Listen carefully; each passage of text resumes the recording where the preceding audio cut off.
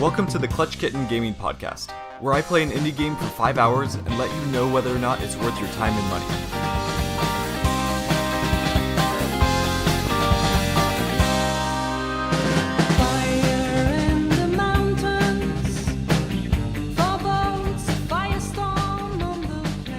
Hello and welcome everyone. This is James, also known as Clutch Kitten, and I am so happy that you're here to join me because today I am not alone. I'm joined by two of my good friends, Courtney, who's also known as Raven, and Jordan, who's also known as Lykourgos. Hopefully I pronounced that right. Good work. Welcome guys. How are each of you guys doing this morning? We're doing good. We're happy to be here. Good. I'm so happy that you guys are here. Jordan, thank you for being kind in my mispronunciation of your name. But, it was good. You did it right. You got to pick a pronounceable name if you want people to pronounce your name. It's all right. Like Lykourgos is, I think it'll be good. So we're going to be doing things kind of like how things were formatted with Dennis. We're going to learn some about each one of you and what your thoughts are on gaming, kind of how you grew up in gaming, and then we're going to get into a topic that I'm very excited for. However, before we jump straight into questions, I want to give just a tad bit of background on how I got to know each one of you. So I started working at my current job like a year and a half ago, and it's in an industry that's not gaming related. So there's always that kind of worry getting into it where it's like, man, I hope someone else that I work with actually is into gaming too. Otherwise, it's going to be really boring just not thinking about that all day. But luckily, Courtney, you started like a month after me. Is that right? I believe so. Yeah, a month or 2 months after you. Very close. And you started, and I think you came over one day and you're like, how did we find out that how it came up? Somehow it came up, and I found out that you liked gaming, and then I also found out that you were dating a guy who is very into board games and video games as well. And so that's how I was introduced to you, Jordan. And ever since then, we've gotten to play board games together. And at that point, I was listening to a lot of board game podcasts, and I figured I was pretty knowledgeable on board games. But Jordan, you're like one of the people I know in real life who knows way, way more than me about all that sort of stuff. So you've introduced me to so many board games that has been an amazing experience. Oh, that's good. I'm glad you like the games. It's been, and something I've admired about you, Jordan, is that it's a learned skill knowing how to introduce and explain a game to people. And you're like really good at explaining games and making me excited about them, and not just like, man, why did we talk about the rules of a game for 20 minutes and now we're It's so hard, actually. I still have no idea how to play the game. Yes. You have warmed the cockles of my shrunken heart, because actually that's like, I work really hard at that. He's so good. We had a conversation about this. We went to Shucks board gaming convention up in Vancouver, and we played with multiple groups, and they had their own like board game guy, and then we went out to dinner later, and we sat down, and I was like, I'm just so lucky to have you. And I basically said those same things because he's just really great at it, and he really understands everyone's learning style at a table, especially when he picks up on it quickly when people start asking questions, and he can really get a feel for everyone's level and what kind of detail do they really need to understand of the rules to get in and start playing the game. And that's a really good skill. Yeah, that's a huge skill. It's like I'm decent at explaining the rules, but it's hard to find the balance of like explaining it and making them understandable, but then also keeping people excited and interested in the game. That's always like the hard balance. So, all right, do you want my like 20-second how to do this? I have a 20-second how to do this. All right, when you're introducing a new game, the first thing you do is you say, okay, everybody, this is who you are in this game, and this is the exciting thing you're going to do in this game.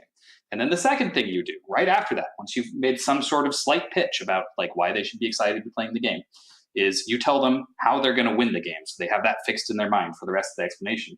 Then the third thing you do is you give them something to play with in their hands so they're not bored while you're talking. So you make sure they have their player board or whatever in front of them, and they could be looking at it while you're talking. And then you go through something like the structure of a turn. And this is where it like depends heavily based on what game you're playing, right? Yeah. Some games, like, I don't know, for example, Terra Mystica, it's actually impossible to talk about the win condition as easily as that, because the win condition is get victory points 10 different ways and you can't go over each of the individual ways. Yeah. So you have to adapt this. But you have to, and then the other thing to say is don't like have read the manual before you do this, right?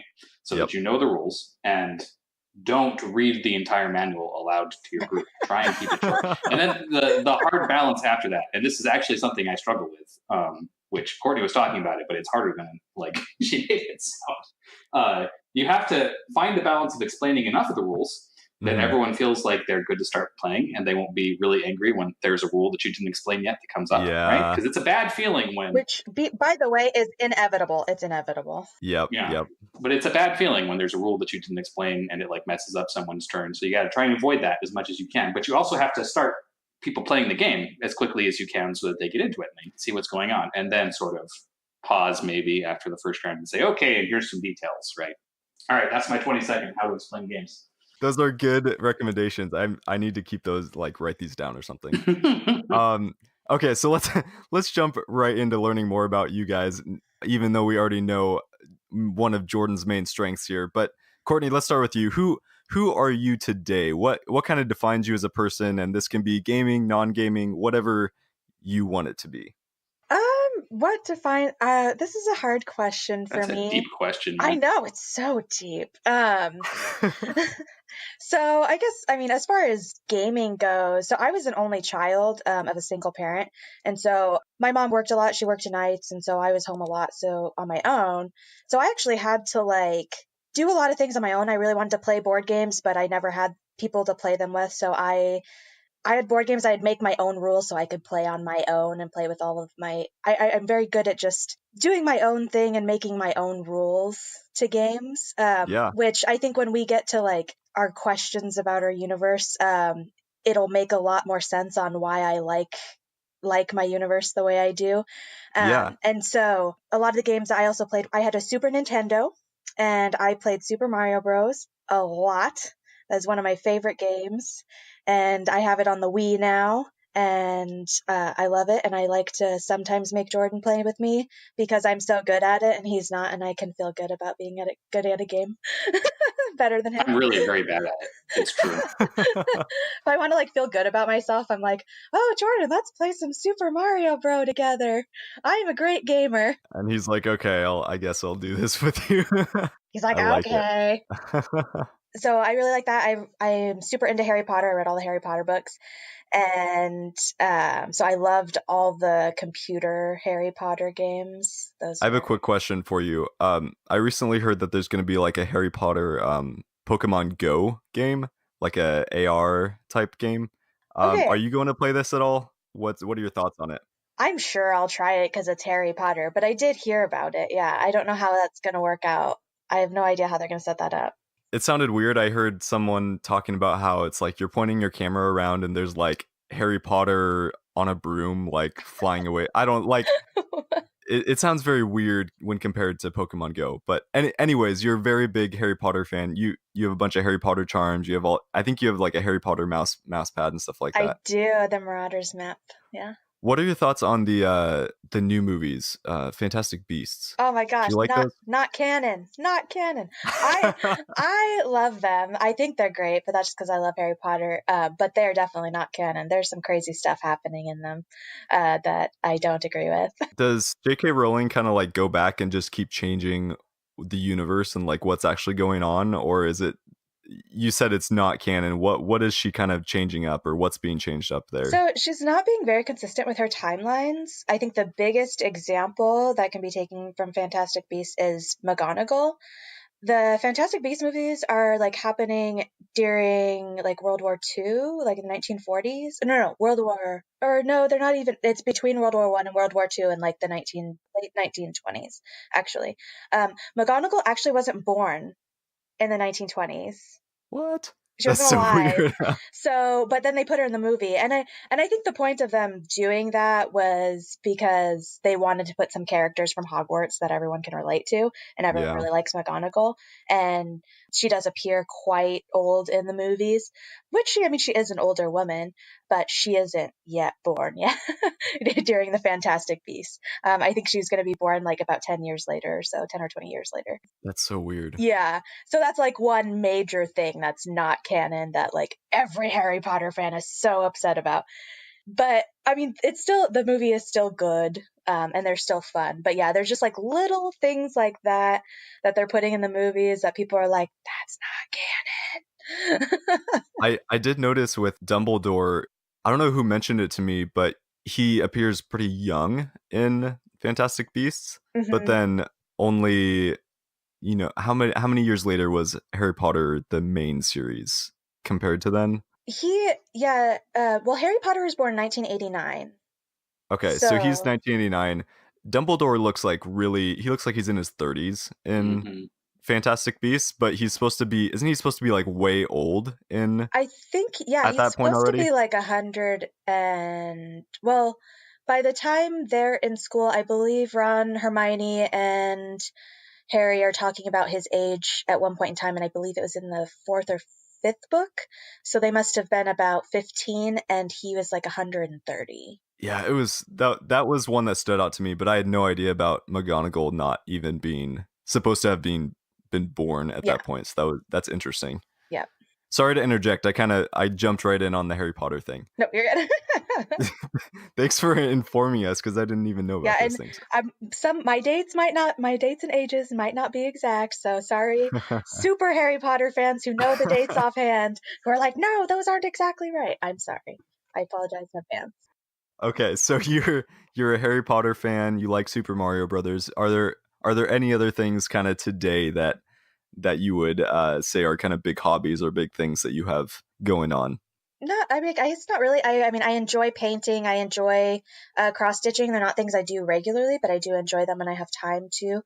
I'm mostly working and spending time with Jordan. We do a lot of like board gaming. So I guess, yes, board gaming is a big hobby. Yeah. And just choosing different games. I really like co-op games and being a part of a group and being part of the experience and winning and losing together. That's something that I really enjoy in a board game. And I think, yeah. Yeah. Sorry, go ahead. Oh, no, that was pretty much done. Okay. I was going to say, that's one game we've been playing, Lydia and I playing with you guys, going through Gloomhaven. That's been a ton of fun, because that's like a fun co-op game where we each have our own roles, and I'm kind of the jerk in the game, but you guys all are working together. Except Jordan, you changed class or something. Yeah, no. Next time we play, I'm going to be a tank. It's going to be great. It's going to be so great. He is so excited. Like this new character. I don't know how much we want to talk about his new character, because it is a spoiler. Like if you haven't opened this character in Gloomhaven. Spoiler. Either way, I don't care. Okay, spoiler. Jordan, we're gonna get on to you. So, Jordan, who are you today, or what are some hobbies or things or whatever it is that defines you as a person and what you enjoy doing, I guess? I'm really into piano. That's one thing right now. Recital. I get to play WC in about a month. I'm scared, but it's gonna happen. Let's see. Nice. I am not defined by my work at the moment. In fact, like I'm going to be done with my work in about a month. It's going to be great. I'm going to take like a whole month and just play games. I do a lot of board gaming. I really like board gaming with my friends, and I do a lot of video gaming. Jordan, if you were to rank like 3 of your favorite board games, it doesn't have to be like your 3 absolute favorite, but what are on your mind today? What are like the 3 that you'd say are like on your mind the most? Spirit Island is on my mind a lot recently. Have we forced you guys to play Spirit Island yet? No, but I've heard lots of things from, I think, both you and Courtney about it. Okay, so I'd say the board games closest to my heart right this moment, and these are, I can't say like these are my favorite ever, but sure, Spirit Island is very close to my heart right now. Twilight Imperium 4th edition, which we should talk about a little if you don't know what that is. Yeah, that's like isn't that like a 9-hour, 12-hour game? Yeah, it's a 12-hour game. Yeah, it sure is. And I'm playing a forum game of it right now, like play by post. It started in January, and we are about maybe a little bit more than half done with it. And I'm sitting waiting on tenterhooks for someone to make their move right this second, because it's so exciting. So is that one Star Wars themed, or am I thinking of a different one? Okay. It's definitely not for the purposes of copyright. You know what I mean? But there happen to be big round battle stations, you know what I mean? And some triangle-shaped battleships, like that sort of thing. Not at all Star Wars. So I have a question then. So those ships then that are big circles, do you just call them the Death Star, or are they actually? Oh yes, no. Technically, they're called War Suns. Those are not Death Stars. Those are War Suns. Oh, which is different than a Death Star. Oh, okay. Even though they look exactly like a Death Star. Now, and they happen to have a rule that if some fighters survive combat with those, they can perform a run on the War Sun and maybe kill the War Sun. But again, not a Death Star. Oh, okay. In no way a Death Star. Oh, okay. Oh my word! Thank you for clarifying that. Yeah. I'm going to say Eclipse, just because I haven't gotten to play that one in a long time, and I've been hankering after it. I've never heard of Eclipse. What is that? Oh my god! All right, let me tell you briefly why I love Eclipse. Eclipse is another game where you're an alien species and you're exploring the galaxy and you're learning technologies. And first of all, I'm a total sucker for any game where you get to learn technologies. Just love tech trees. And the tech tree in this game is particularly fun. But also in this particular one, these games, so Twilight Imperium and Eclipse, are both kind of imitating the video game genre named 4X, right? Which stands for, I'm going to get this wrong, but explore, exploit, exterminate, and then something having to do with teching up, right? It's the 4X. Yeah. So Eclipse is the only board game interpretation of that I know of where you get to design your own spaceships based on the techs you've unlocked. So you have an action where you can upgrade each class of your spaceships. And on your board, there's like a tile representation of each of your spaceships.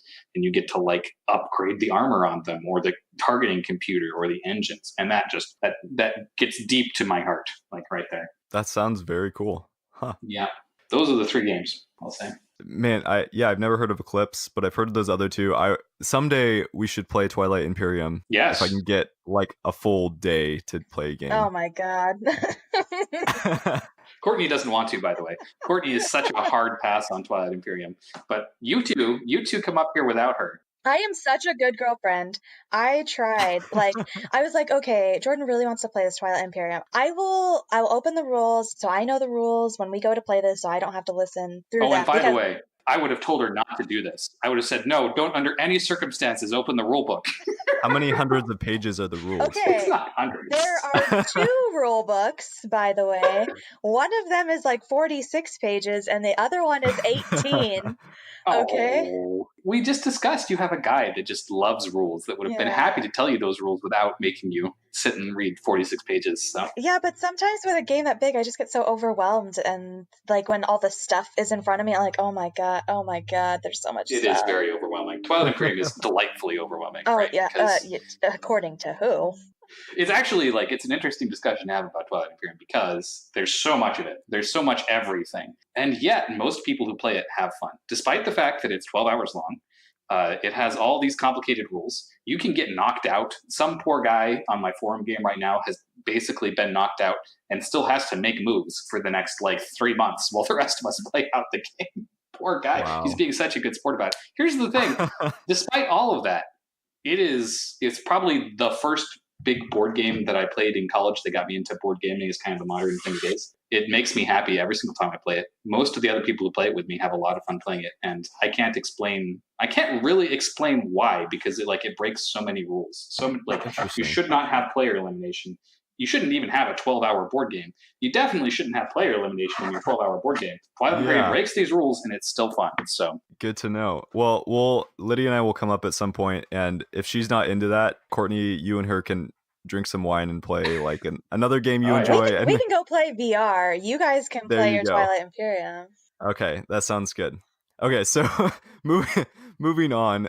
Courtney, you kind of touched on this briefly, but where did your gaming journey start and kind of how has it brought you to where you're at currently? Start with Jordan.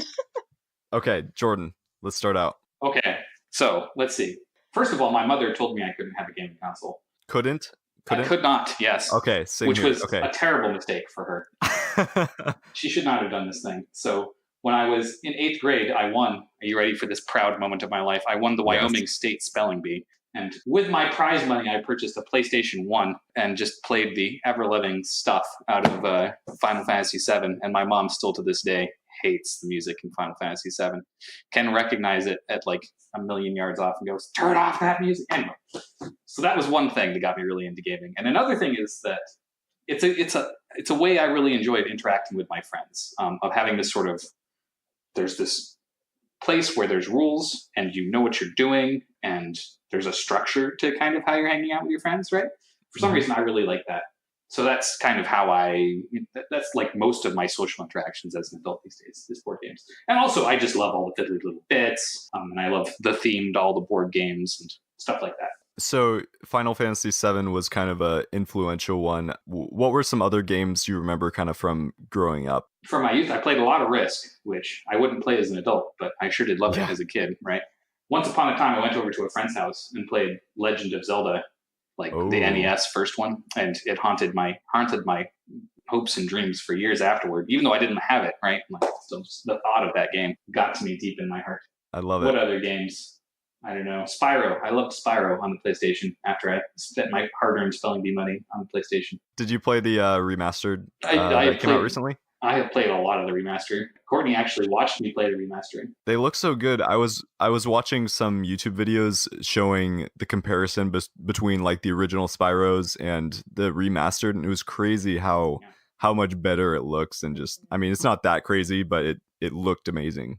Mm-hmm. I actually have a Raspberry Pi set up as an emulator, so that I have in my house. I gave this to my sister for her birthday present, but it's Corda. Both get to play on it, right? So I have an emulator with Spyro on it, right next to the actual PlayStation 4 with the new Spyro on it. Oh yeah. So I can compare them next to each other, and it's very interesting how well the old one holds up, actually. Just because, just good like graphical design with what resources they have. Mm-hmm. Yeah, it's interesting. Like the old one still feels playable, and some games from that era don't feel playable anymore. Gotcha. That's awesome. So Courtney, where did your gaming journey start? So we're gonna shift over to you.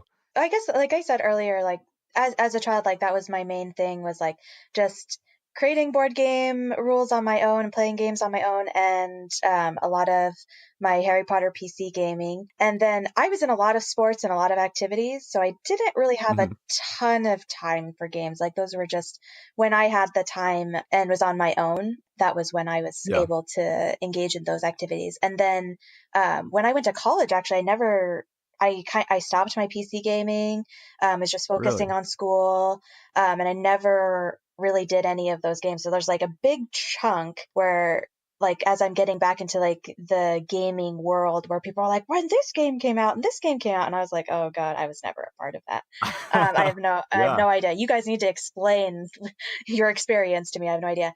And then when I was out in Wyoming, I was after university, I met some friends, and they were really into board gaming, and they brought me into their group, and that's when I started to get back into the gaming world. And we played a lot of board games. Theirs was more competitive. They like to play more competitive games. We had a very large group, so we had a lot of party games that we played. And then we moved, and then after that, through those friends, I met Jordan. And we have to pause for a moment, because there's a fun story here about these friends she was playing board games with. One of them was my friend from high school that I was playing Risk with. Okay.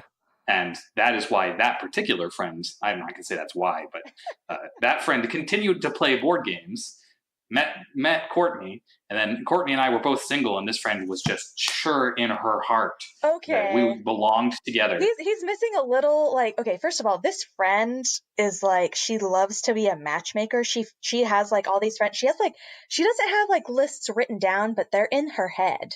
She like meets people, and she's like, oh, I know who would be perfect for you. And she is like great about timing. She knew she knew a little while before she ever introduced Jordan and I that she wanted to introduce us, but she was waiting for the opportune moment. She's like, I know a guy. And I was like, okay, Denise, you know a guy, whatever.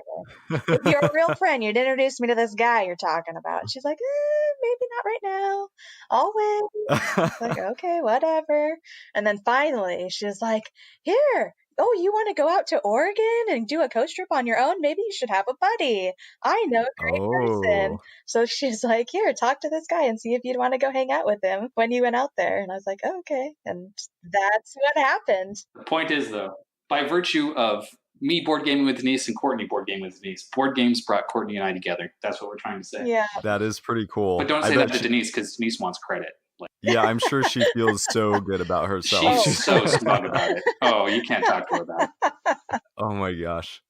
Courtney, I have a quick question for you. When you were saying you played a lot of board games by yourself as a kid, I had a similar experience because I have 3 siblings and the one closest to me is 4 years older. So there were points where I was at home and he was at school or whatever. So I remember playing like Monopoly by myself, and I would play James versus Clayton, my middle name, and it sounds super like a loner thing, but were you playing against yourself like that, or what was it like? What was your strategy for playing against yourself? I guess it wasn't really against myself per se. It was more of a Okay. journey through the game. I had like a Candyland game, and I had a Pretty Pretty Princess game, and I had a Play-Doh game. And so it was just like a journey of getting out the pieces and like playing with like the mechanics of the game that were my favorite and coming up with scenarios to make those mechanics work for me at that point in time so I could see them. Or because like in like Play-Doh game, you make different Play-Doh characters, and I think they're in like there's like a little world they're in and stuff like that. And so I always like it when the Play-Doh character goes over to the hospital bay. And so I make which characters I want to see in the hospital bay, that kind of thing. Pretty Pretty Princess, there was like things that would roll and you'd get different accessories. So I would like try to make roll things to make the craziest accessories I could. Oh my gosh, she's wearing 2 earrings on one ear. That's breaking the Whoa. rules, but I'm by myself and then there's nobody to tell me I can't do it, so I'm going to. That type of thing. So your experience was very different from mine because I was just like, which one of my alternate egos can destroy the other one in this board game? Because I was alone. Those sound much more kind to yourself. Yeah. Well, remember, I really like the as a group working together, win together, lose together thing. Yeah. Yeah, and rather than the 1v1 dominating other person type of thing. There's a winner and a loser. I like it. So we're going to move on now to what has been one of the most influential games or series for you, I guess, throughout your life, and kind of how has it changed who you are as a person? And I know you both are very into tabletop gaming as well. So if you want to do like a tabletop game and a video game, you can, or just a video game, whichever you'd rather. So who wants to take this one first? Okay, so actually, I would say it would be Stardew Valley, and I think we're gonna talk about it a little bit more later. But what I really like, how Stardew Valley has really affected my life is the reason I really like that game is they have a lot of interactions with other characters, and you're trying to build up your relationship status with those characters. And by doing that, you are giving them gifts and going and talking to them every day or every other day. And if you don't give them gifts and you don't talk to them, then your relationship status actually goes down with them. And I take that with me actually a lot now. There used to be a point in my life where I was like, I'm a hermit, I don't want to talk to anybody. But now when I like meet somebody or I'm like walking on the street and somebody waves at me, I wave back, and then I think, if I was walking down the street at the same time every day, and that person was too, and we waved at each other every single day, our relationship would increase, and eventually one day that person might talk to me, or I might talk to them, and then our relationship would increase even more. And so I actually think about that throughout my day and my interactions with people when I'm going and talking to them, and then sometimes as I get better friends with people, I'm like, oh, I should give those people a gift. And if I give people a gift, that will also increase my relationship with them. And I don't mean that in a way that's like, I'm trying to make a game out of making relationships with people because I think it's fun. It's more of like, I really like this person or I really like this character. Therefore, I'm going to take the time out of my day to interact with them, just like you would in a game, but versus in real life. Because in a game, your time is stagnant, right? If I am deciding to save up all of my gifts and go around town and give everyone gifts, then I am not in Stardew. I'm not working on my farm. I'm not mining. So I'm giving up making money or doing quests in lieu of a relationship and bettering my relationship with the characters in the game. And that's how real life is, right? I'm taking time out of my day when I could have been being productive and doing my chores or something like that. Instead, I've decided to get someone a gift and go and hang out with them for an hour to increase my relationship. So it makes me think about my relationships in real life a lot more. That's actually so interesting. I've been playing a lot of Stardew Valley lately, and I never even thought of it that way. I mean, it's such a true thing, because even though it's a very gamified like mechanic in Stardew Valley, it's you just explained it. It can be applied totally to real life, and that's really cool that it actually impacted you and influenced how you interact in real life. So that's super interesting. Is there a board game that you also want to throw in this category, or do you want to have Jordan take a shot at it? I mean, I love Gloomhaven. It is one of my favorite games, but for like completely different reasons. Mostly it's my favorite game because of the co-op aspect of it, and I really like my characters and their abilities, and I understand how to use them, and I feel empowered. I don't know. I have a very favorite character I have right now that I'm playing with right now in Gloomhaven, and I'm not sure if I'm still going to like Gloomhaven as much when that character retires, because I like all of the abilities it can do. So we will see. For our listeners, really quickly, I realized I didn't explain Gloomhaven when we talked about it earlier. Do you want to explain really quickly what the basic premise of Gloomhaven is? I'm guessing most people know what Stardew Valley is, but for Gloomhaven, what is kind of the premise of that game? It's a campaign, I guess, dungeon crawler. Is that a correct term? That is exactly correct. Yeah. So it's a co-op campaign dungeon crawler, basically. And everyone has their own character. There's some slight deck building in it. You do have a deck. Each character has different decks and different abilities. And yeah, you just go on quests as a group. And there are specific boards you can play. You can also randomly generate boards. We haven't done that yet, but you can randomly generate them. And your quests will lead you. Each quest leads you down a different path. And it's not as, I guess, if you play the Arkham Horror card game, the storyline isn't as cohesive as that, because it's just so big and there's so many different ways you can go. But I mean, it still does have some storylines in accordance with which character you're playing, or race, I would say, because each character is like a different race, that type of thing. And so that's Gloomhaven, and it's fun. Yeah. And I really like my character I'm playing now. Is this a different one than you've been playing with us recently, or like have you unlocked? It's the wildly overpowered one that she's been playing with us recently. Oh yes, the extremely high level one. Yep, and his name is Bass. Okay. If some of you that are listening might know, but it's from the name of the wind, Bass. That's what he's named after. I like it. And yeah, since I think we played with you guys twice since you've had that character, or maybe once, and it's like part of the enjoyment of Gloomhaven is a small amount of like role playing involved. So it's been cool because you've been stoked about that character and you're way more powerful than all of us, and we're all jealous of you, but it's okay because I don't know. Lydia, like, her character is really great, but what's really great about her character is it has a lot of AoE and it's slightly a tank. She's kind of carried us through the last few missions, I think. Oh, she's been doing great. Yeah, her character. I actually initially was playing her character, and then I unlocked my current character. That's right. I've been like really lucky with the characters I've drawn and have really enjoyed both of them. I like it. Jordan, we're going to move on to you. What's been one of the most influential board games and video games, and kind of how has it changed who All right, so in college I was poor, and I was playing free video games. So I played a roguelike, named Angband. And the thing about actual roguelikes is that they have extreme permadeath. They're usually quite difficult. And when I say permadeath, like you don't maintain anything. It deletes your save, you start over from scratch. And this is often a character that you put 40 hours into or something. So that is how I learned, at least slightly better, to be patient and careful by losing multiple characters. And the other thing about that kind of old school roguelike is that they have loot that's sometimes randomly generated, and the odds of getting the best loot are like very low. Like you can play for hundreds of hours and not get the best loot. So if you drop that one precious piece of loot, your character is suddenly very valuable to you. And you can just mess up one time, misclick one time, and die. So that taught me a little bit. It's been a lifelong problem for me being slow and careful. That helped.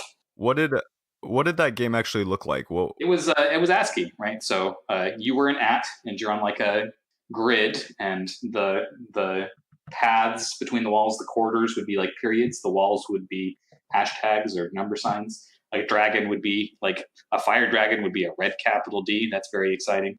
Wow. This was a Tolkien themed game. So, you'd have Balrogs. Those would be capital Ds because they were demons. Actually, wait, did I say dragons are capital Ds? Demons must have been capital Us. Yes. Demons were capital Us. So that's crazy. Yes. And the game was so difficult that like the lowercase h hobbits that you see on level 1 can one-shot you. Yeah. Like absolutely. Whoa. No problem. So you just die over and over. And then you have this one run where you manage to get down halfway into the dungeon, and then you die horribly to some threat that like the game has not told you is going to come. These were like, they were not holding your hands games. Yeah. You should play one sometime. Either that one or a good one. They're still around. People still play them. I should. It probably wouldn't teach me patience as much as learning how to rage at games. They were but serious it sounds wonderful. Anger management was also a thing in this game. Oh my gosh. I find that very interesting because you are a person who really likes those like permadeath games. You think it's great, like when we just lose terribly. Yeah. Oh yeah. Well, here's the reason. We have to talk about the reason. I love making bold, meaningful choices. I like making like risky, this is a brilliant idea or it's a terrible idea and will get me killed choices. And that makes a lot of the fun and the story. Right. So to have that feeling, you got to feel like your choices matter. And to feel like your choices matter, you have to like have something on the line. Right. So yeah. And for me, like, I really like the experience of things more than like making a bold decision and losing. So what we have found, like, you can see like those two things don't really go together, right? He wants his 1v1 competitive, win or lose, die. And I'm like, oh, I'm just happy to be a part of the game and experiencing it with everyone. And so what we have found in our relationship is that playing 1v-manys works really well. Because he likes to be the one. He either like just dies ruthlessly against the many, or he wins victoriously against everyone. And I'm part of the group, and I like to be a part of the group and experiencing that with everyone. So like Not Alone is a really good fit for us. Yeah. Or Letters from Whitechapel. That's awesome. So Jordan, since you kind of actually brought it to the tabletop gaming anyways, what's been one of the most influential tabletop games? Instead of talking about a specific game, let's say that some of the stuff I've learned from tabletop gaming involves like, I don't know. So let's talk about a co-op game. Let's say Spirit Island, for example, the best game. When you're tabletop gaming, it's important to make sure that everyone you're playing with, you respect their fun experience, right? And so in a co-op game, and this is something like, I try not to be an asshole, right? And this is an important thing in board gaming. So when you're playing co-op, it's really important to like not play other people's turns for them. Yeah. For example, that happened. That could happen in Gloomhaven if I didn't watch myself, or it could happen in Spirit Island. And the other thing, like I used to be so bad at this. I would like manipulate people's pieces on the boards for them and like draw cards for them. Right? Don't do that, guys. Don't if you have the temptation to do that, let them draw their own cards. That's part of the fun of the game. Yeah. Anyway, so. And you might need to let people like just make a decision that you might not agree with, but it's their decision. All the time. Yeah. Yeah, I was looking at Courtney's hand last night, keeping my mouth shut as we were playing a co-op game. Okay, yeah, so we're playing Arkham Horror card game, and deck building isn't my favorite thing, right? I don't really like Magic or Netrunner or any of those like deck building games, and so it's very hard for me, and I don't really know what's good and what's not. And while we've been playing our Arkham Horror campaign, I'm figuring out which cards are good and which aren't. And like, I found out last night, I was like, why do I like just like 7 or 8 cards like I had, like we got enough experience points, we were able to switch out our cards, and I was like, oh my god, all of these cards are so bad, why do I have them? And I like got rid of some of them, and he was like, oh thank god, I've been waiting for you to get rid of that card. You put it in your deck initially. And I was like, what are you doing? I was so heroic when you put that card in your deck, and I saw you putting it in your deck, and I didn't say. See, I've learned. That's the point. I've grown as a person. That's such a good point. I've noticed that the most Lydia and I have been playing through Pandemic Legacy. Ooh. And that's been one. It's a super fun game, but that's been one where not that Lydia is like worse at games than me, but it's one that's super easy to like. It would be easy for me to just play out both of our turns. So that's been something I've had to really try and rein back, because that's what I kind of tend to fall into, is like this leadership role in the game. So it's like, okay, I have to force myself to say, okay, what would you do on this turn? And then it's easier for us to work together. Otherwise, it's just me playing the game and she's just hanging out. So, and that's not fun. Exactly. That's a famous criticism of Pandemic specifically, is that it's entirely possible for one person to play all the turns. Yeah. You just got to make yourself not do it. Well, and I think a good way to think about it, if you are a person that does that, is that you're not helping anyone, right? If Jordan had told me during my deck building, before I had even put this one card in my deck, like, that is the worst card you could ever pick in the entire game, don't put it in there. It was absolutely the worst card in the entire game. And if he had told me that, I wouldn't have learned anything, right? I would have just like he just told me that. But here's the thing, I just played, 6 games with the worst card in my deck, and then I was like, finally, like, after I was able to switch it out, be like, oh my god, this is an awful card, why would I ever do that?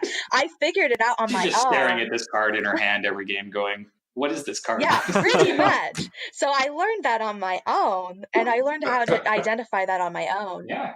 Though I will say, in this same game, like, at the same moment that this was occurring, like, she wanted my help choosing between 2 good cards to put in her deck instead. And she didn't like it when I told her, I think they're both pretty good. You should pick based on the art. There we go. Yeah. I didn't like that answer. I was like, you're supposed to know.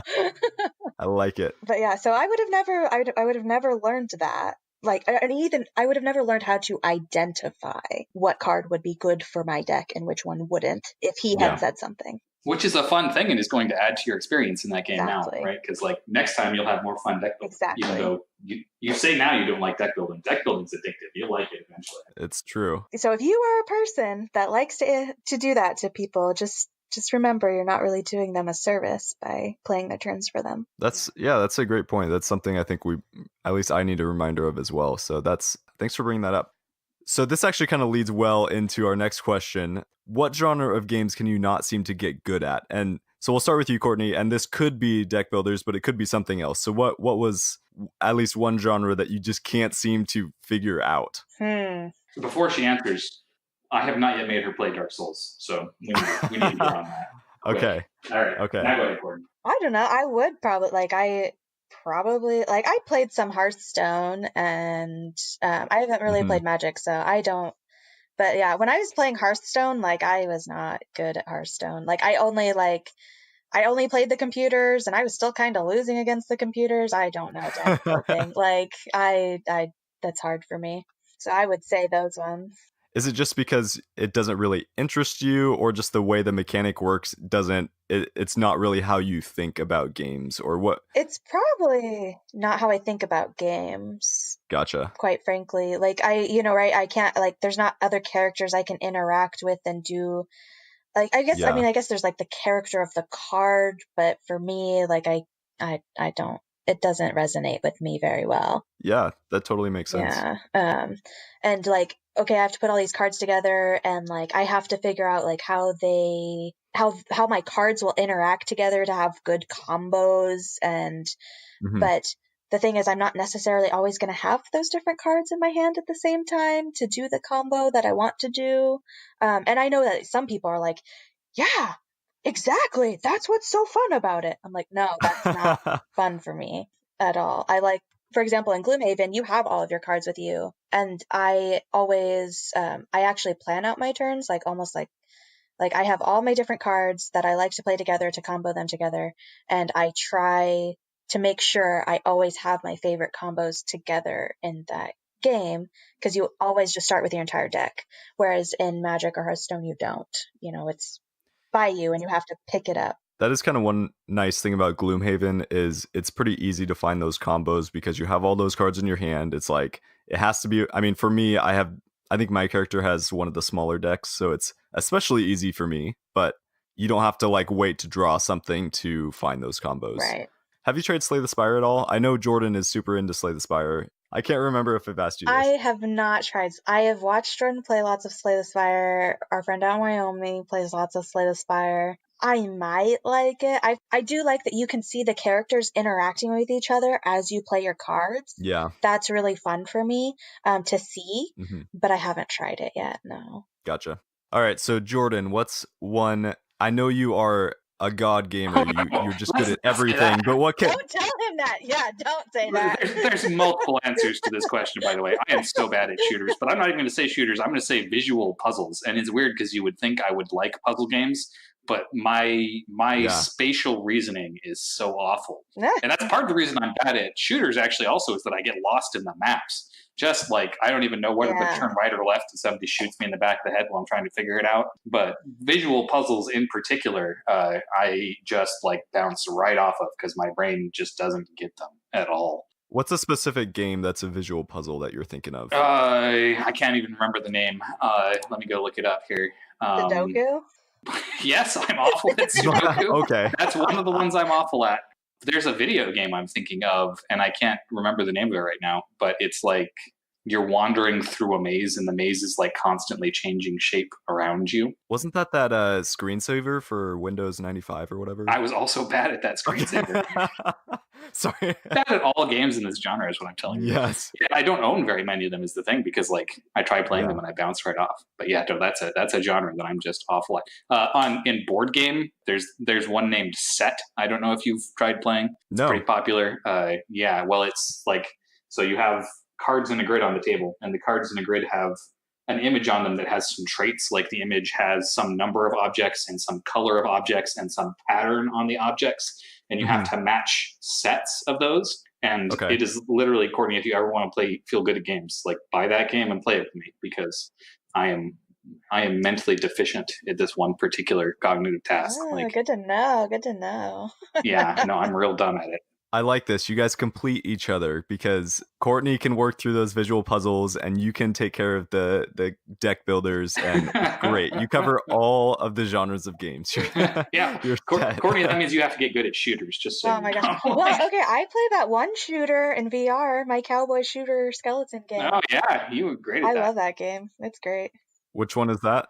Oh gosh. I haven't played any VR, so I'll find out. One second. It's called like Cowboy something. Yeah. I actually like shooter games. My heart and I'm actually really good at that spatial awareness. My problem with those is that because I didn't really grow up using the controls on the PC, and and those toggling controls on like your Nintendo 64 or whatever, is I'm just really bad at using the camera. Like the camera gets lost, and I'm like, oh my God, I'm looking up at the sky, but I'm running forward. How do I get it back? Like something's like killing me, and I'm trying to like click on it and kill it, and my camera like just zooms to the ground, and I can't see it, and I'm just mad clicking, trying to like, I just can't. I have a really hard time figuring out how to control the camera. Yes. Dead and Buried is the name of the game instantly, because you're an undead cowboy. And I've noticed this thing Courtney is talking about. It's really interesting. People who don't have the muscle memory. Yeah. I actually think that's a large, like people who don't find games fun, when you see them interact with a game, like 90% of what they're doing is just trying to figure out the controls. Yeah. You know what I mean? And of course the game isn't fun if you can't move your character. So I always think that's really interesting, looking at games on how people try to get around that for people who are not gamers. Not Courtney is a gamer. Oh, thank you, lover. My point is, even for somebody who is a gamer, like handling the camera can be hard. It's something that like, maybe James and I have deep in our muscle memory because we've spent thousands of hours doing it. But if you don't have that, like handling the camera is hard. Yeah. And Sorry, I was going to say, and it diminishes your experience in the game, which means like an otherwise game that you would really enjoy and like, you're not going to, because you can't control the camera. Yeah. I'm kind of similar with the whole shooter and shooter games. Like I enjoy playing single player first person games or shooters, but when it comes to playing like Fortnite or Apex, I haven't touched Apex, but like I played Fortnite with a friend, and that was one of those games where I just felt so dumb because everyone else is so much better, and then I'm trying to get decent at the shooting, plus I'm trying to do this whole weird building thing, and it's just like, this is not the game for me. I'm totally with you there, yeah. And that genre in particular, you get so little practice, right? Like your experience of the shooting in that game, if you're bad at it, is in general somebody shoots you and you die. So you didn't get any practice or getting better in that situation, right? You died. So absolutely. So let's move on now to one of our last questions, and we touched on this a little bit, but what is the most important aspect of a game for you, and why? And again, this might be a little bit of reiteration. So if there's something additional or something you want to add to kind of what we've learned about you, feel free to. Courtney, let's start with you. Important aspects of games for me. I like games to be visually pleasing. I like them to be very pretty. And I don't mean very pretty as in like, I don't know, like fairy tale pretty. I just mean like I really want the graphics to look really really nice. For example, Torchlight. Torchlight is very pretty, and I really like it. And a new game I'm playing right now, My Time at Portia, is very pretty and aesthetically pleasing. And those are kind of games that I like where I can run around and interact with things. It's visually nice for me to look at, and I can kind of make my own rules. And those are really the aspects of games that I like. So if you were to go back and play the game that Jordan was mentioning with the @ symbols and D for dragon, that would be like your worst nightmare. I want to make her play that game now. I would have been like, oh my god, this is terrible. I'm downloading that game right now. He showed me Dwarf Fortress, and I was like, what in the world? I don't know. I like it. So Jordan, what are some of the most important aspects of games for you, and why are they important to you? So number one, that the game allows me to make bold decisions, which is why I like games like XCOM, right? You can make bold decisions in XCOM. But the other thing I really dig is how mechanics and the narrative tie into each other. So for example, I don't know, you probably never played Dungeon Lords, a board game. I haven't, no. But in Dungeon Lords, it's like Dungeon Keeper, the board game, right? You have evil heroes invading your dungeon and you have to kill them with your monsters and your traps. And every action you take in that game is just deeply into that narrative. So like you send your imps to go dig your tunnels or build a trap. And the theme and the narrative are just deeply intertwined. And that's something I really enjoy. We can talk about like also in Spirit Island, for example. Oh, you haven't played Spirit Island. James, we have to play Spirit Island. We do. But if you're the lightning spirit in Spirit Island, you not only get to go very fast yourself, but you get to make everyone else go fast. And you kind of skitter across the board in a way that's very like being lightning.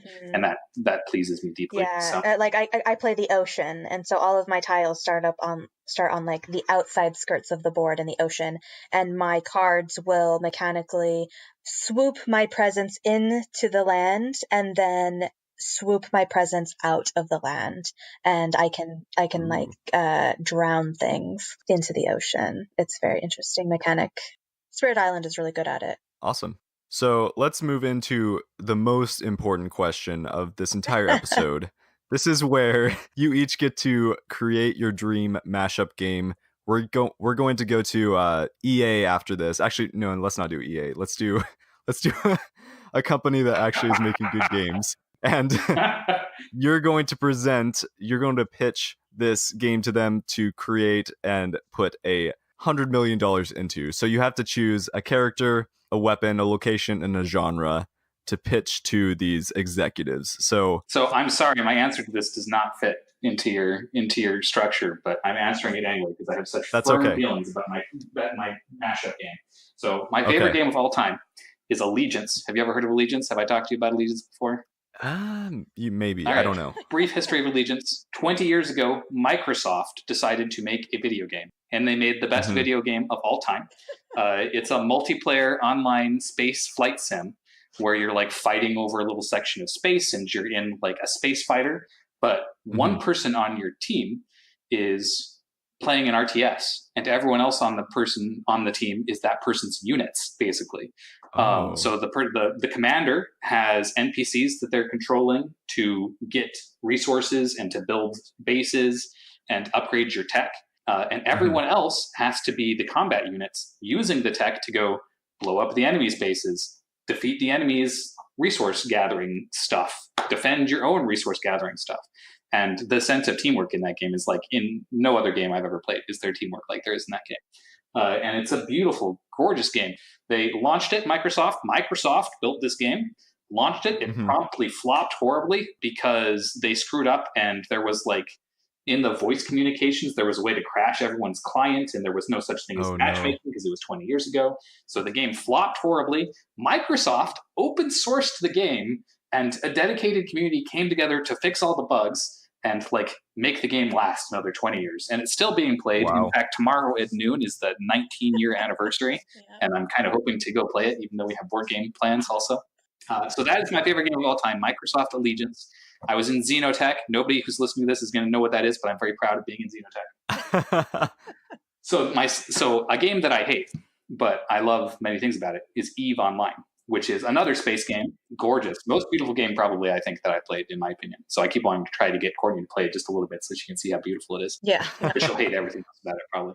And on paper, EVE is the best game ever made, right? Like if you describe to somebody how EVE works, they go, "Oh my gosh, that's such an incredible thing!" Like it's a multiplayer game where literally the whole economy is player based, and it has an excellent lore, but nobody cares because what is going on between the player guilds, right? The player unions is so exciting that like you get news articles about it, and people are deeply dedicated to this game. And the problem with this game is that playing it's not fun, which is just very upsetting every time I go play it. And the reason playing is not fun, there's actually a good reason for this. Like when you have a massively multiplayer 3D game like that, you can't let people just fly their spaceships. There's good technical reasons for that. It's just very difficult to handle the networking for it. So in EVE, you fly your spaceship by clicking on something and saying, "Fly to this." And then you open up your in-game spreadsheet of elaborate crafting things to handle the giant, complicated economy, and that's not really fun either. There's few bold. There are some bold decisions you can make in EVE, but they're not in the moment-to-moment gameplay. So my dream mashup is Microsoft Allegiance with EVE. So it doesn't have any of your stuff on it. Sorry, I don't even care if you have a character. It's okay. So basically, you should just go play Star Citizen. Is that what you're telling me? Yeah, we'll see. No, I have firm feelings. Go spend a couple $100,000 on that, and you'll be you'll be in. Anyway, that's my dream. That's your dream mashup. I like it. It's like EVE. It's persistent. Yeah. It has all the player interaction. It has the player economy, but the actual playing of the game is Allegiance, and it has that same sense. Both the thing that EVE and Allegiance share is this tight-knit teamwork that I would just love to have in a space game. So yes, that's my mashup game. Your turn, Courtney.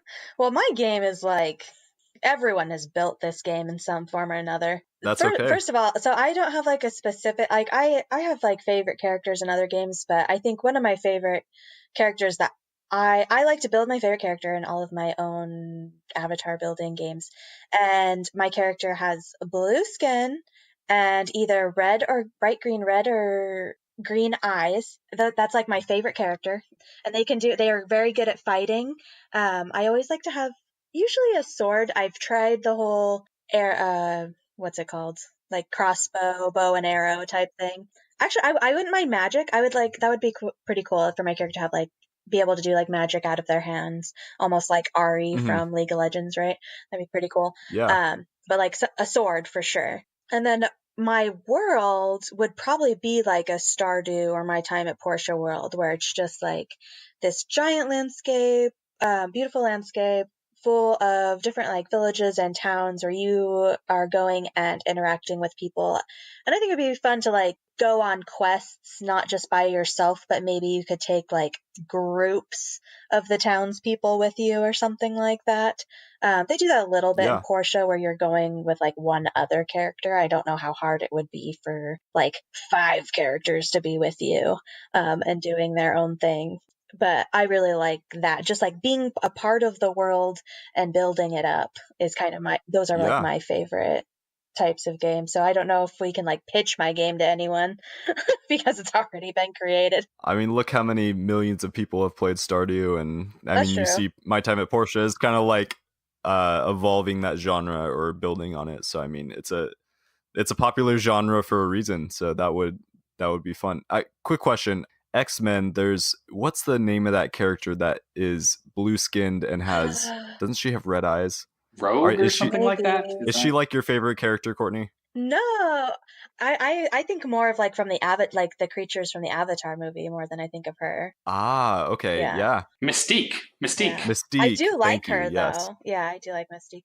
I don't know what it is, but every single like Monster Hunters, I created blue avatar. My Time at Portia, Stardew Valley, all of my avatars are blue. I just like them to be blue. And everyone in town is, regular skin, normal skin color. And I'm like running around with my blue skin. They're like, hey. I'm like, hey. I'm normal, trust me. All right.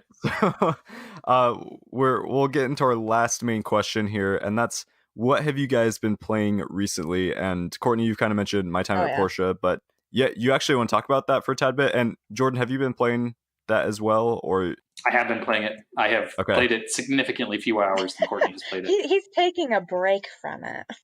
Okay. Tell us your thoughts on this, because I've been talking with some other friends about it as well, Oh. and I've been thinking about buying it. So tell us a little bit about it. Okay, so My Time at Portia, it's like 3D Stardew Valley or Harvest Moon, and there's a lot more. There is more camera control, but it's simplified camera control, from like World of Mhm. Warcraft or something like that.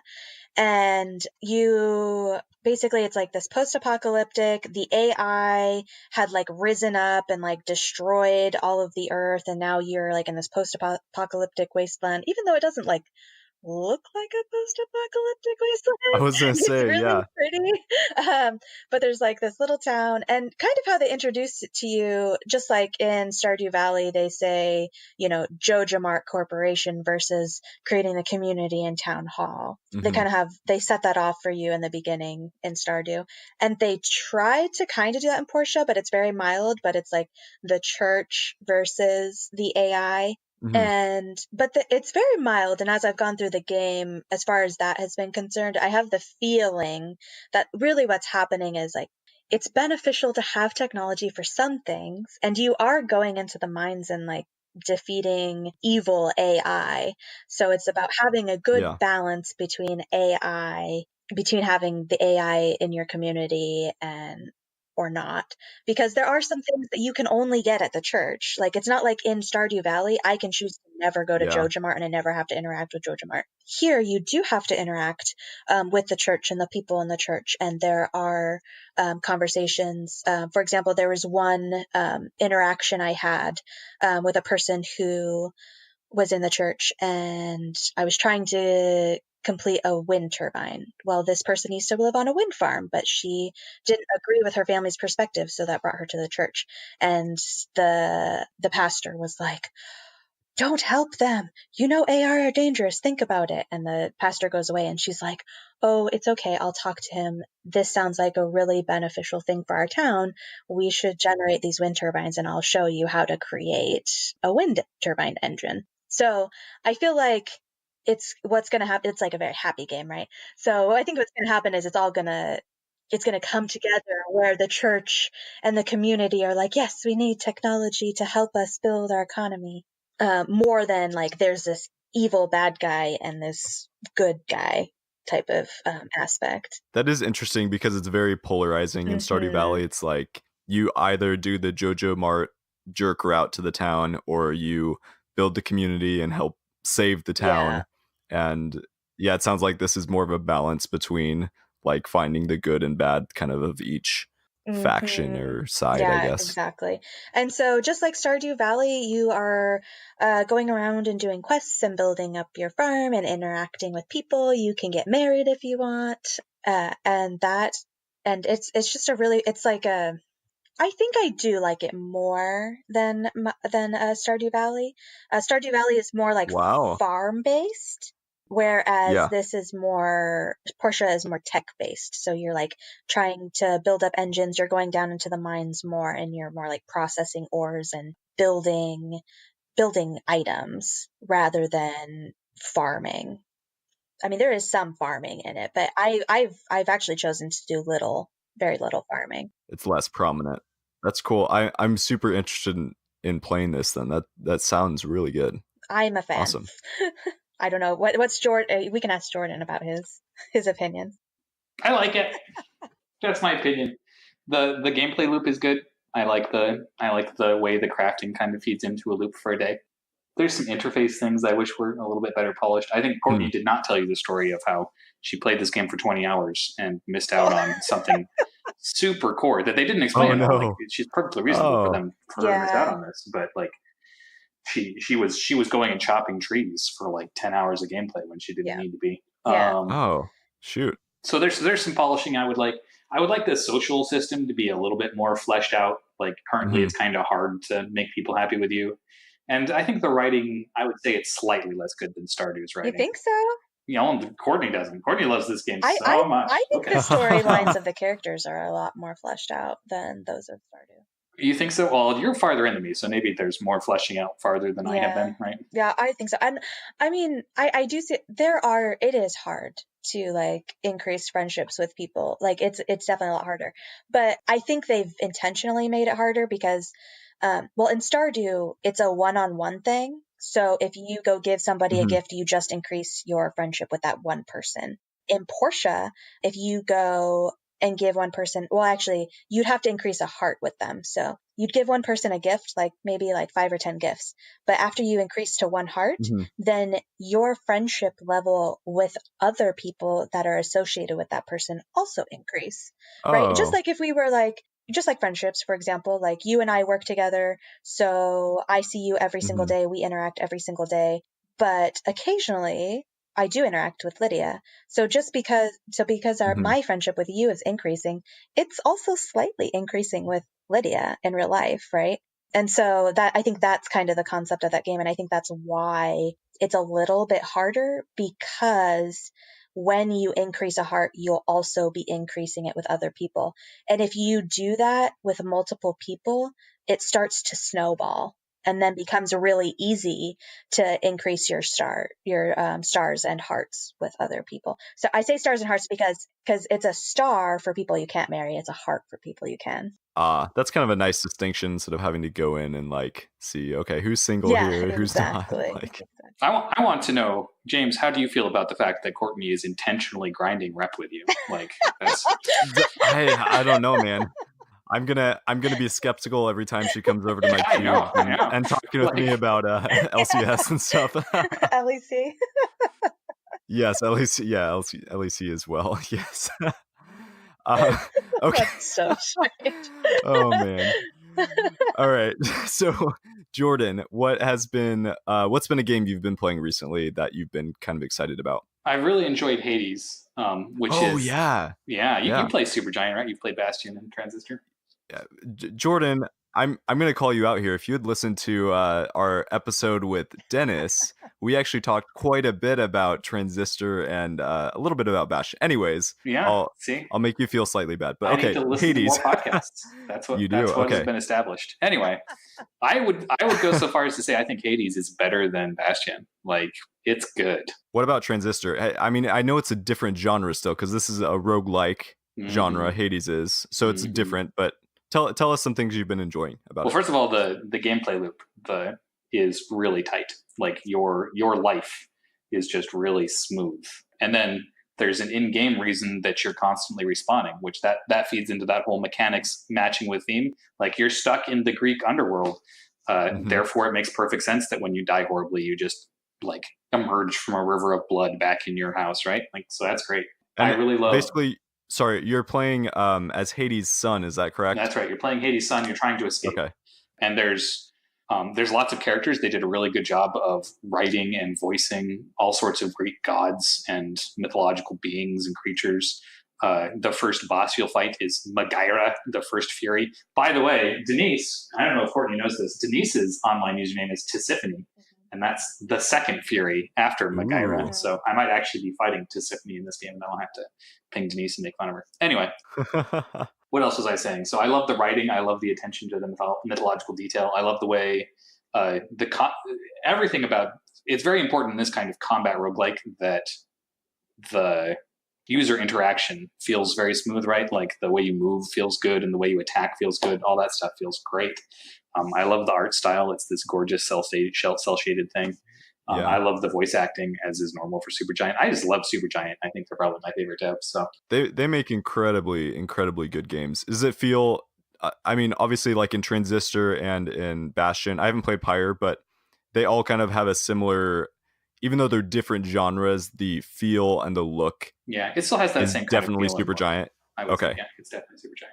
Now, there's a controversial thing, which is if you want to buy it, you have to go to the Epic Store. So, Yeah. well, I don't want to get into that, but Yeah, I don't care. gave Yeah. Epic Store $20 so I play this game. I do not regret it. That's all right.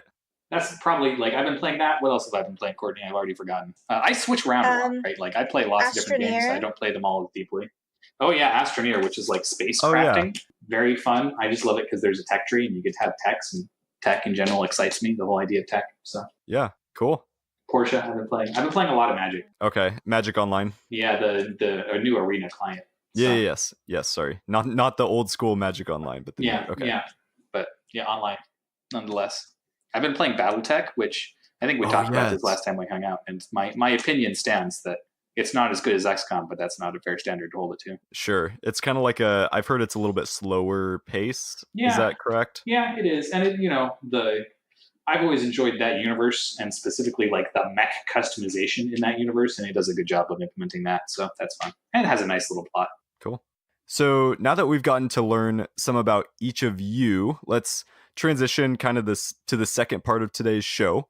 This was what I thought was a super unique opportunity having both of you on here, and so I couldn't pass up talking about kind of gaming with a significant other. And so for those who are currently single who are listening, this can also apply to gaming with a close friend. But for you guys, you're dating, and it's been super unique because at least for the first part of your relationship, if I understand it correctly, you guys were across the country from each other. And now you guys you're only an hour apart, but you're still kind of gaming long distance in a way. So I thought it would be fun to talk about a few of the games that you guys in particular have found to be a way to connect across that long distance. And Jordan was mentioning that part of the reason you like gaming is the social aspect. And that's one of the best things about gaming, is that it allows us to connect with close friends or significant others over these long distances. So I figured it'd be fun to talk about a few of those games. But before we jump right in, Courtney touched on this earlier, but what is kind of something that you're looking for in a game to play together for you guys? And kind of what are some things you're trying to avoid? What are some things you're looking for? Well, this is going to be very couple independent, right? Mm-hmm. So for us specifically, it has to be a game that we'll both enjoy. And that means usually for Courtney just doesn't enjoy competitive games as much as I do. Mm-hmm. So it's got to be a game where at least we're playing on the same team. Normally, if it is competitive, like we're on the same team, and then something that we both find interesting. So for me, it's got to have some sort of bold decision I can make in it, right? Courtney, what else would you say? I think those are good descriptions. So we can talk about our first example and why it was not actually a very good choice for us. I don't know. I say that, and I still play with it. Do I know which one you're talking about? It's League of Legends. And this doesn't have to be a game you currently play, but it can be something that you guys have played as. The funny thing is, we were discussing how we were going to answer this interview, and I like talked trash about League of Legends for a good 20 minutes straight, and then we were like, okay, do you want to play a game now that we talked? And I was like, yeah, let's play League of Legends.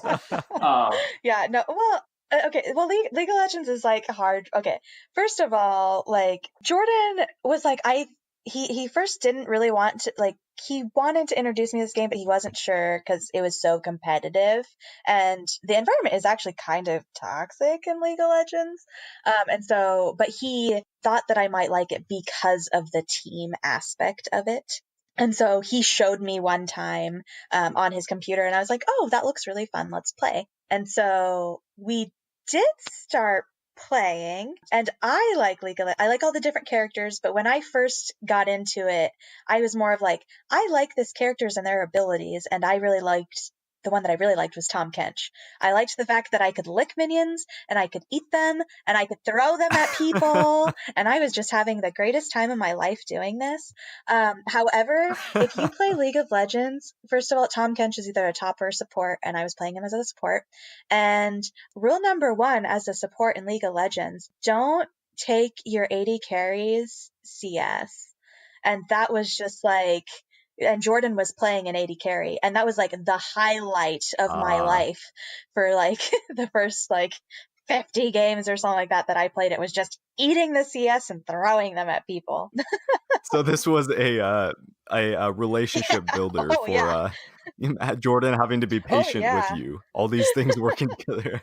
Well, and me, like, I've played a lot of League of Legends. I played a lot of League of Legends before I introduced it to Courtney. It was hard for me to find the right level of like telling her useful things to make it more fun for her without telling. So I was like, for some reason, I decided to try and teach her about like freezing waves of minions when she like wave magic, like her second day playing or something, right? Oh my gosh, yeah. It was probably just because I was being driven insane by her constantly pushing my wave, but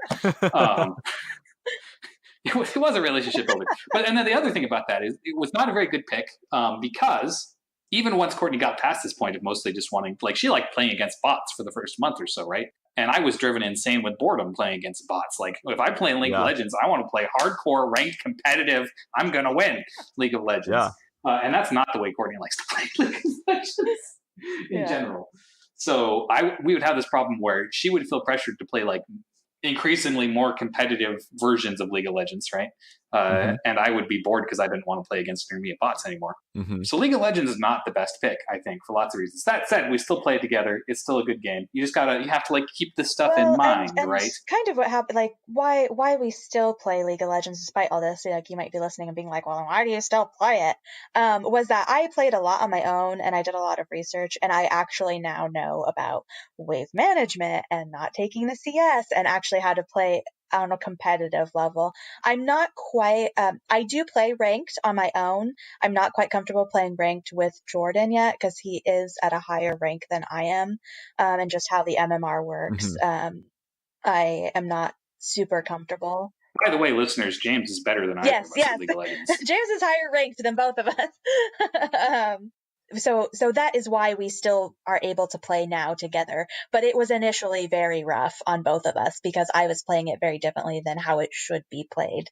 Because I was, again, just doing that exploring, doing the thing that I like with the character I like and having fun with it, rather than like figuring out how to play the game and the mechanics and what is my role and what should I be doing in my role, that sort of thing. It is a very interesting thing that you are kind of highlighting. Is it seems like a lot of times when you're trying to play a game with a friend or a significant other, usually one person is much more adept at the game or has been playing it for a while, and that kind of presents a unique challenge or hurdle to get over. Is like, how do you bring this person into the game, and how do you work together in the midst of that? And it's very interesting kind of hearing about that from your guys' perspective for League. So good and bad for a game to play with a significant other. Just have some patience, and sometimes it might take, like, for me, especially when he finds games he really likes and wants to play with me and I'm not very good at them, sometimes I'll play them on my own until I get comfortable or confident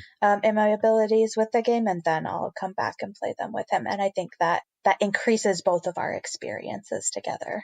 Yeah. But also, like, you know, instead of me dragging her into stuff, like finding things that I think she'll love, right? And to be clear, I'm doing that on games that I also am enjoying, right? Like, I'm not like, I hate this game, but Jordan likes it so much, so I guess I'll grind 50 hours to make him happy. I'm not doing that. Yeah, it's not about forcing someone to play something they don't want to play. It's about finding something you guys can enjoy together. Absolutely. So we really enjoyed playing Don't Starve together, but we have funny stories about our times in Don't Starve together. Before you get into those stories, tell us a little bit about what this game is, because I've seen it, I just haven't played it personally. Oh, cool. So Don't Starve Together is co-op OL. It's not even originally multiplayer. Originally it was single player, and what it is it was out before all of the current survival games, but it's kind of a very cute 2D survival game with sort of a mysterious plot. You're plunked down on an island, there's weird stuff on this island. You don't kind of know how anything works. You just kind of have to figure out how to live as long as you can, and that's why it's named Don't Starve, because that's the goal of the game. Don't starve. And it's harder than it sounds. And one of the recurring things, so this is actually, it's co-op when you play it together, so it's a great game for us to play together. There's a lot of exploration. There's a lot of bold decisions you can make. You can kind of each do your own thing. So it's a really good fit for us to play together, actually, because like I can go around and gather resources and bring them back to camp, or Courtney can do that, and the other one of us can like build up the camp. And it's fine if there's different levels. Also, I'm bad at this game, so our levels of expertise were pretty similar playing this game, right? Mm-hmm. But one of the core themes of this game is that if you see something mysterious, it's likely to kill you.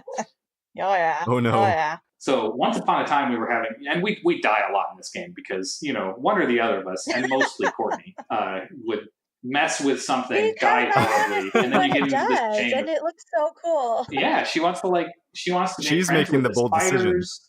And the horrifying ants and the giant birds. Like, she just wants to make friends with them all, so she pokes them. So, and then we die. And then it's a little bit like, the reason we don't play this game so much anymore is that it's a little bit frustrating to play through the beginning of the game over and over after you die. So we like, if we want to play this game again, we should just mess with it. I think we should too. But once upon a time, we'd had our best time at Starve. And there's seasons in this game, and we made it all the way through the easy summer, and we were heading into the hard winter. And I knew the hard winter existed, so I'd gone to a lot of effort to like prepare us with heating Hey stones man, and I made things. us I don't hats know if with Courtney the wool, with the made us hats. yeah, Like, with it was the professional. We were ready to beefalo. take on this winter. Like this was going to be our best game. And so the first day of winter happened. And in the first day of winter in Don't Starve, like there's some different animals that come because it's winter, and some of them are flocks of penguins, really Oh, cute they're great. penguins. And so we saw Courtney said, "Oh, there's penguins in this game" on voice chat, and I instantly opened my mouth. No, this is an argument. He paused. He had to think about it. I said, "Not mess with the penguins," and by the time I had gotten to "do not mess with," we had both died because she had Oh no. the penguins are not to be trifled with. There was a pause no. because he had to think about, like, wait a second. She just said there was penguins. Oh crap. I need to say something. I know she's gonna touch them. He had to think about it for a second. She didn't have to think though.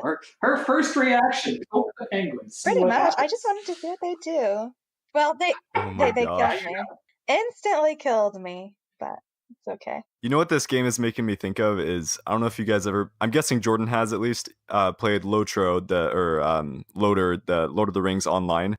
And I remember playing this. It was like an MMO. And I remember going to this one place with some friends, and there was this deer, and it was like a level 26 deer, and we were like level 7. And this deer just like kicked us once, and we were dead. Yeah. We're like, what the hell is this game? So it sounds like the deer and the penguin are in the same team or something. Run away from the deer until you know how to deal with them. Yeah. Oh my gosh. Yeah. Courtney, we should play that one together. That would be a great one for us to play together. Oh, the Lord of the Rings one? Lord of the Rings Online. Free. I've been trying to get her to play an MMO with me. I made the terrible mistake of trying to get her to play World of Warcraft and like not being patient. Well, okay, so World of Warcraft, it was the whole camera thing, and he's like jumping around, and like he's like, come over here, and he's like jumping around me in circles, and I'm like, where are you? And I'm trying to like camera around, like, what is going on? And then he's like, come on, we need to go do this quest, and I'm like, what quest are you talking about? Like, I'm on this quest, and he's like, what? You haven't done that quest? That was like 3 things ago, and I was like, what are you talking? How did you already get these things done? I did not do a good job. I've gotten to like level 2 in that game, so I'm with you, Courtney. It's not for me either. I don't know if it isn't for me though. Jordan and I have had extensive conversations about WoW, because he does think that I might like it, and the times that I did, when I was like, because I like to go slow and experience things, so like I am trying to like get into the story and the plot line and the different characters, and WoW does have that. So I think it would just, like what Jordan said was, he said I wasn't being very patient at that time. So I think if we did do it again, maybe I could try, and I think he would be a little bit more patient with me. Oh my gosh. Yeah. She hasn't said this to me. These aren't things she said to me alone. Well, wow. Now I know what we're doing the rest of the day. I'm gonna go like no, get her you're laptop supposed and to be download building WoW a computer, and I'm supposed to be playing Portia. Okay, so sorry, I kind of took us on a tangent from Don't Starve. So I like that you guys talked about this. It kind of touched on kind of the things that you all liked doing. It gave some bold decisions. You got to kind of enjoy working together. Were there other things about Don't Starve that you guys enjoyed kind of for playing together? Well, I like you can assign roles in Don't Starve. Oh. One person can be the person who's building up the camp, and the other person can be like, the person who's building up the camp says, listen, I need this specific thing to cook so we don't die tomorrow. And then the other person can be like, okay, I'm going to go get carrots because we need carrots. I like that sort of thing. I mean, that's pretty common in a lot of games like that. Like, as long as you know your role and you're doing your role, it usually goes pretty well. As long as like the one person, like, doesn't go off and go squirrel and, see something else. But both penguins. Yeah, or the no pigs, kidding. or the beefalo, or, everything else. But and I think, when I say like, I don't really like to like lose or die a lot. That game, I actually don't mind dying too much because you can resurrect each other, and there's actually mods that you can put on Don't Starve Together so that, when you resurrect, you can resurrect with your full health, and you can increase your, you can have mods on for increasing your backpack to make it a little bit more enjoyable, a little easier. One thing we've learned, actually, that this brings to mind, Courtney's natural instinct in games is to play like a very supportive role. Mm-hmm. But it turns out that's not how she has the most fun. And Interesting. you've noticed this in Gloomhaven. She was having less fun when she was trying to play the supporty, The Tinker. Cragheart. She was having no fun at all when she was trying to play the supporty Tinker. She likes to just murder things. She likes to be the elite prima donna DPS murdering things. So we've had to she keeps trying to pick support characters, and I'm like, no, you have to go kill things. Like, it's your job to kill the things. I'll clean up after camp. So yeah, that's interesting. That's so interesting that you guys have found that out from playing these things, and that you kind of fall into that role, like that supportive role, but you really enjoy this other thing even more. That's cool. You guys mentioned one other game that's been like a huge one for you guys to play together. What's that one? I think it was Stardew. So tell me, have you guys been playing this co-op or playing it separately and talking about it? What's that kind of look like for you guys? We started playing Don't Starve together, or sorry, not Stardew Valley together when we were long distance, and we each had our own accounts, and so we would play together on each of our own accounts, and we really enjoyed that, and going through the experience and like the different things we got out of the game, and then, yes, just recently they came out with the co-op, and so we do have our own co-op farm that we get into occasionally, which I... Nice. I was going to say, Sorry, I accidentally sold all of our copper. Yeah. Oh, no. Well, we haven't played in so long that I forgot how to upgrade a tool, and so I was like, take my copper and upgrade my stuff, and so I sold all the copper. You clicked the store button and sold it to him instead of clicking upgrade tools. Yeah. Oh no. Yep. No, nobody's bitter about it or anything. It's fine. It's fine.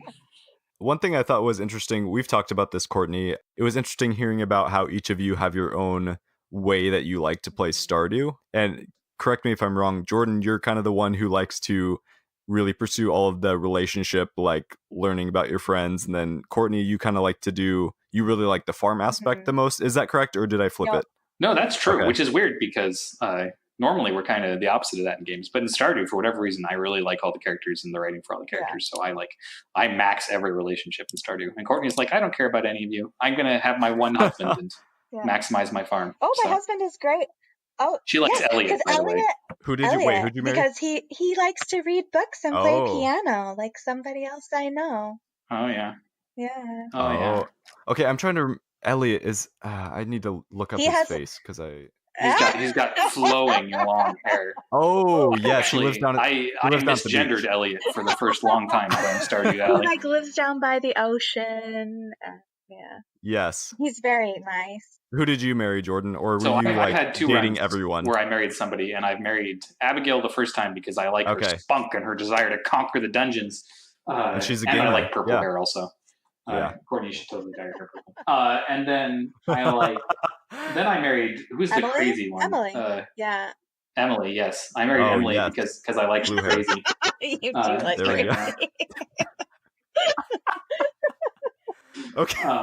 All right, Jordan, calm down. Let's talking about a game here. No joke. Emily does weird, crazy things in her room, meditation. I don't even know what she's doing. Yeah, it's great. Yeah. Love it, 100%. And the event for when you become friends with Emily is by far the best event in that game. There's some sort of... I haven't gotten to that yet, so don't spoil me. All right, I won't spoil it. You have the two relationships you have to really get through are Maru and Emily in that game. I having maxed all the relationships. Those two. Those are the two. Ones. Interesting. Okay, I've been really building up my hearts with Abigail and Penny, but it's funny because Lydia has also been got her into Stardew by basically I was playing it and she kept watching and started really enjoying it, and she started her own farm a couple months ago, or maybe a month ago, and I'll come home from work and she'll be on my Switch playing Stardew, and it's been such a fun one to talk about together. Probably kind of like how it was for you guys when you're playing on your own. It's so fun talking about all the different things that are going on in that world and all of these interesting crafting things and how you're farming and all that stuff. So that's super cool. Any other things kind of from Stardew that stood out? Any stories or anything along those lines? Our farm is organized differently than it would be for either of our own farms because we're having to work together to store our stuff. I don't know how interesting it is, but it's fun to work together and stuff. How do you guys organize your farm differently in your co-op farm as compared to the Yeah, on see, your I own? don't in my solo farm because I'm not an organizational person. So I just have a bunch of chests and I like have in my Yeah. head what's in each chest. Yeah. That's Yeah, not going that's to really cut it. interesting because actually my personal farm is extremely organized, and I like will occasionally go into it and I'm like, oh Hmm. my God, this looks so nice. Um, and when I'm in with Jordan, like, so I think That's ours very is kind fun. of like a mesh of those things. I really like her organization though. She has nicely colored chests for each I of the am different sort of trying really things. hard.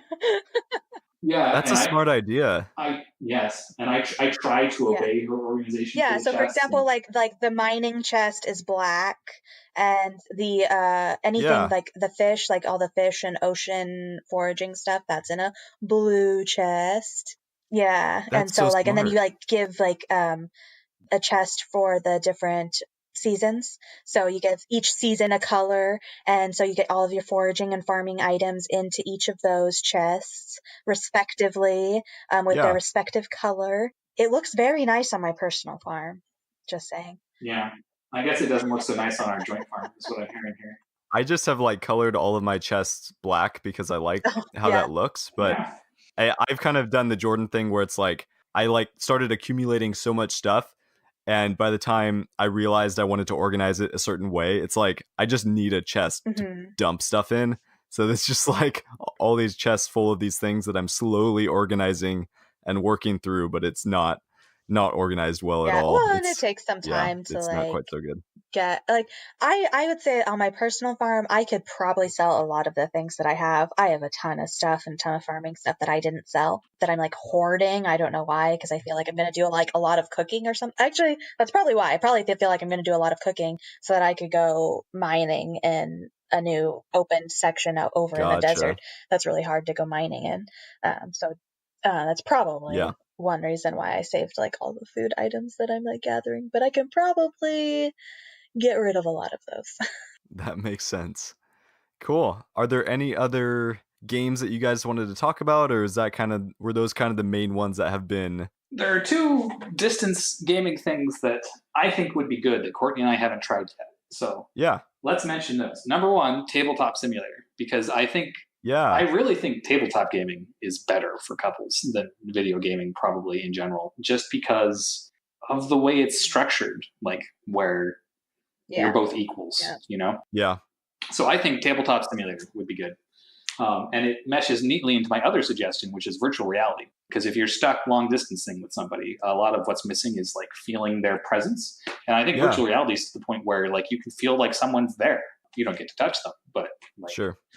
and you can play tabletop simulator in VR actually, and it's supposed to be Mm. pretty fun. I haven't tried it, but That's super cool. You have a do you have a Rift or do you have the PSVR? I have a Rift. Gotcha. That's super cool. Yeah, I hadn't even thought about that, but yeah, if you both have the VR, that would be a Yeah, great way it's Right, to expensive, game because but you'd together. each you'd each have to have. And I mean, we have been talking about like building me a computer that's VR ready and getting me a VR, but it's kind of that's in Yeah. process and down the road because it is expensive to get that whole setup going. yeah, the nature of multiplayer VR Yeah. is really cool. Well, and also a game that we kind of like a little game that we played together, and you don't have to have VR to play this game. It's the Don't Stop or You'll Blow Up game.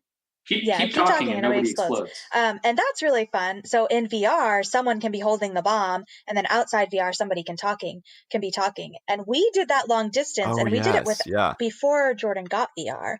And so one of us on one end would be able to see the bomb and look at the bomb on the computer screen, and then the other one of us had the instructions in front of us, Hmm. and we were trying to tell the person how to disarm the bomb, and it was being timed. And so that's a really Nice. fun one. If you don't have VR outside of VR that you can do.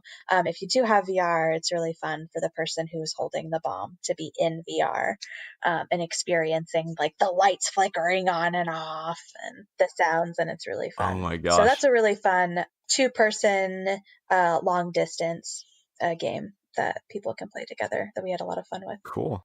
Well, thank you guys so much for this conversation, talking about games to play as a couple and learning about each one of you. Honestly, I've learned a ton about both of you through this conversation, and it's been a ton of fun. So thank you guys both of you for being willing to come on the podcast and talk and hang out for almost 2 hours now. So yeah, thank you for having us. We had a lot of fun.